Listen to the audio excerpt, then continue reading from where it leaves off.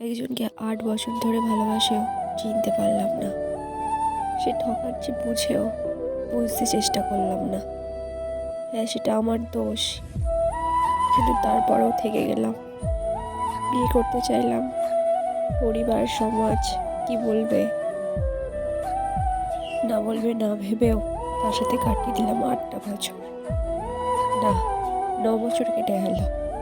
তবুও 8 বছর বলছি, কারণ শেষের লাস্ট বছরটা আমারই ছিল না, সে তো ছিল অন্য কারোর। কিন্তু তারপরেও আমি বিয়ে করতে চেয়েছিলাম। পরিবার সমাজ সব কিছু মানতে আমায় বাধ্য করেছিল,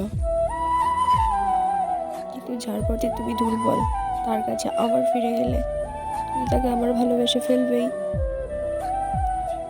এটাই স্বাভাবিক। কিন্তু সেটা বোঝার মতো মানুষ খুব কমই আছে। কেউই তোমায় বুঝবে না, তোমার স্যাক্রিফাইস, তুমি 8 বছর ধরে কী কী সহ্য করেছ, কেউ সেটা বুঝবার চেষ্টাই করবে না।